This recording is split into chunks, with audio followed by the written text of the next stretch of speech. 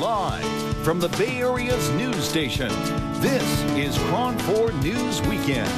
We've got some really excellent artists coming on. Well, not on the program. We're going to look at work by some really excellent artists. Among them, Henri Matisse, Oh, yeah. Heard of him. who has a brand new exhibit. Well, he doesn't, but his works are in a brand new exhibit at the Museum of Modern Art in San Francisco. And we're going to take a look at the work of some really talented teenage photographers. There's one thing about them that makes them really special. They are blind. Oh. Wow. I was thinking that it would be sort of hard for a blind person to take pictures, but it's not very hard. You've just got to listen. That's what John said. John is one of the students at the Governor Morehouse School of the Blind in Raleigh, North Carolina, where Tony Deifell taught a course in photography. That's right, he taught it to visually impaired and blind teenagers, and he took those images and turned it into a book called Seeing Beyond Sight, Photographs by Blind Teenagers. We are joined by Tony and by Kathy Knox, who has been working on this project as well and has taken up photography, as it happens, in the course of working on this project. First of all, Tony, you contacted the Governor Morehouse School for the Blind, and they thought it was kind of a nasty prank at first when you suggested that you wanted to teach a course. Yeah, when the idea struck me, I wasn't even sure that it was something that would work. And then when I called them, they thought it was a prank. Yeah. But I was persistent, and they said, okay, let's do an after-school program and see how it works. Okay, well, they didn't come rushing to you. You got 3 students at first, and one of them promptly dropped out, and you suddenly had misgivings about the idea of teaching blind kids to take pictures. Yeah, I thought maybe it would be something that would make them feel worse about their disability. And and so when Dean Smith, which was one of the students, dropped out, I thought, well, this might confirm that he just makes them feel worse about it. But then the other 2 students took on to it really well and loved it. John ended up taking pictures of his girlfriend because he wanted to show his parents what his girlfriend looked like, and they live 2 hours away, so it was a very useful tool for him. Right. Let's take a look at some of the photos. In some cases, and one of the things, there's a range of vision that we're talking about here, and so you identify whether this picture was taken by someone with low vision or moderate vision or no vision at all. This one, for example, are these kids just trying to capture the world around them? What? This actually was by Katie, and it was an exercise at what happens when you point the camera into the sun. And what happens is it blows it out, but it does this nice thing where it blew out a person and it left their shadow in there. So it just ended up having this extra meaning, layer of meaning to it, which is nice. There's a great story about this next one. Let's take a look at it. So Billy took this, and this is a picture of Reba on the left, the white girl, and the Merlette on the right, the black girl. And I was talking to Merlette about what does race mean when you're blind, and so we started talking about that a little bit. And then she said, "I don't like white people." And I go, "What do you mean you don't like white people?" And she goes, "I don't like white people." And she told a story about how her brother was mistakenly arrested by a white cop, and good reason maybe to not like white people because of a certain experience. And then I said, "But what about your best friend Reba, who's the girl on the left?" And she said, and I said, "But she's white." And she said, "She is?" and I go, "Yeah, she is." And I go, "Well, she doesn't act white?" And then Merlette shook her head, and I go, "Well, how does she act?" And she said, "Like us." Wow. Which is so great because we use us and them language all the time. Those people, us and them, and just like, how do you remember to act like us? Like, how can we be connected with each other? What do you think that the kids got out of this? Looking at these pictures, what do you think they came away with? It's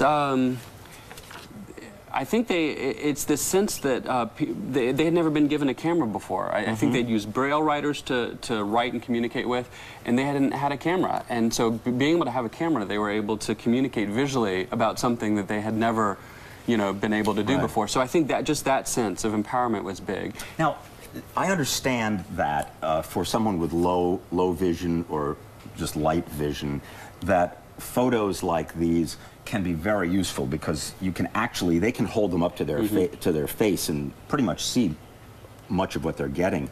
But Kathy, I'm wondering, as a photographer, who has no sight. Right. And what does it do for you? What do you get out of it when you take a picture and you don't know you don't really know what the image is going to be? Well, I mean, there are several, reasons. There are several components behind it. One of them is the main one that Tony was saying he thought that the kids got out of it, and what I feel that I've gotten out of it. It's one more way to express myself.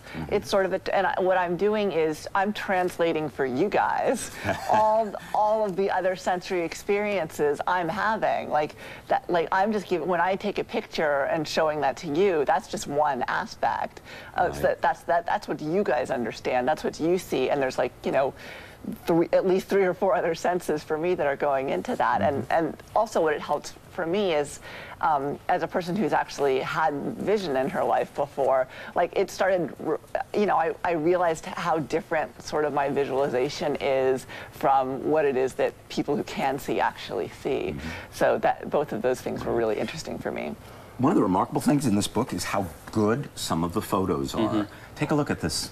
I mean, boy, I wish I'd taken that picture. That's gorgeous. Yeah. And the story with that... It shows you how scary the stairs are. Yeah, the story with that is that the photographer said she almost fell down those stairs, which is why she took the picture. Yeah, absolutely. But, what a beautiful photograph. Now, I did a story about 300 years ago with a visually impaired photographer. He wasn't totally blind, in Washington, D.C. And what he was trying to do was to take pictures so that he could see some of the famous sites, so places where even they wouldn't ordinarily let someone come with a camera.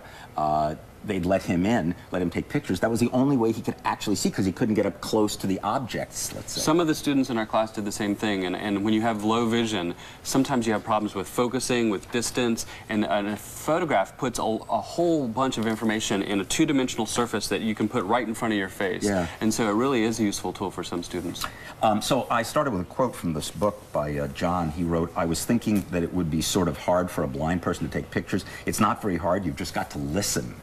Kathy, I'm just wondering, is that what you use to help take photographs? My joke is that I follow my nose. I follow my nose and I listen for things, and and sometimes even the things that I'm thinking I must be capturing, motion or something. Then you get even another picture. When I first picked up a camera, again for the first time really, after 6 months ago, I was in and around the Ferry Building in San Francisco, and I was following all of these noises outside on the Bay Bridge side of the Ferry Building, and just listening for traffic and other people and all this stuff. And I realized one of the directions I hadn't gone was the one behind me, where just the door was opening and closing. And what I really wanted to get was to capture one of the people coming out of it, because everybody who comes out of that door oohs and ahs about the view they're seeing.